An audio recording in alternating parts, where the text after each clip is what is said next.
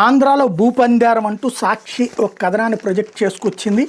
ఏపీఐఏసీకి చెందిన విలువైన వేలాది ఎకరాల ప్రభుత్వ పెద్ద భూముల్ని ప్రభుత్వ పెద్దల సన్నిహితులకు పందారం చేసేస్తున్నారు అంటూ ఇఫ్కో కిసాన్ సెజ్కి నెల్లూరులో 2776 ఎకరాలు ఇచ్చారు. ఇది నారావారి కుటుంబానికి అత్యంత సన్నిహితురాలైన అధికారిని retired IAS Lakshmi Parthasarathy director ఉన్న కంపెనీ. పదవిలో ఉన్నప్పుడే ముఖ్య నేత ఎలా చెప్తే అట్లా చేశారన్న పేరున్న ఆవిడికి ఈ 2776 ఎకరాలు ఇచ్చేశారు. హిమాచల్ ఫ్యూచరిస్టిక్ కమ్యూనికేషన్స్ లిమిటెడ్ సస్యాయి జిల్లాలో 1000 ఎకరాలు ఇచ్చారు. ఒకప్పుడు దేశాన్ని కుదిపేసిన కేతన్ పరీక్ష స్టాప్ కుంభకోణంలో కీలక పాత్ర పోషించిన కంపెనీ ఇది. వందల కొద్ది కోట్ల రూపాయలు దారి మళ్లించిన కేసులో విచారణ కూడా ఎదుర్కొంది. చివరికి జరిమానా కూడా చెల్లించిన సంస్థకి ఇట్లా 1000 ఎకరాలు ఇచ్చారని. అలాగే ఎలీప్ కంపెనీ కుప్పంలో 13 ఎకరాలు ఇచ్చారు, 13.7 ఎకరాలు. గతంలో అనకాపల్లిలో 31 ఎకరాలు ఇచ్చారు. టీడీపీ అధికారంలోకి రాగానే తెరపైకి వచ్చే మహిళా పారిశ్రామికవేత్త రమాదేవి ముఖ్య నేతకు టీడీపీ పెద్దలకు అత్యంత సన్నిహితురాలుగా పేరుంది, ఆవిడకి ఇచ్చారన్నది.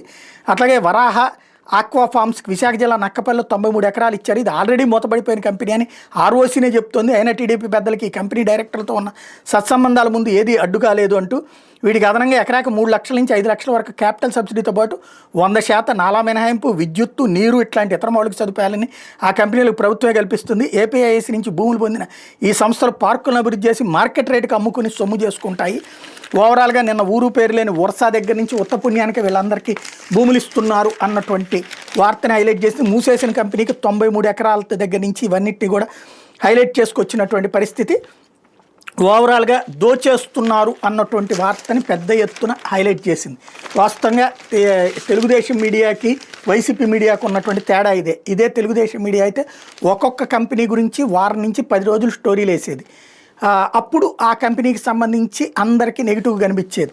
ఇప్పుడు వీళ్ళు అన్నీ కలిపి ఒకేసారి రాసేటప్పటికి జనం ఒక రోజులో మర్చిపోతారు. రెండవది ఇవాళ పొద్దు నుంచి ఇక తెలుగుదేశానికి సంబంధించినటువంటి మీడియా లేకపోతే కనుక తెలుగుదేశానికి సంబంధించిన నాయకులు అయ్యయ్యో రాష్ట్రానికి పరిశ్రమలు పెద్ద ఎత్తున వచ్చేసి పెట్టుబడులు పెడతానంటే చెడగొడుతోంది వైసీపీ అని మాట్లాడటం బిగిన్ చేస్తారు.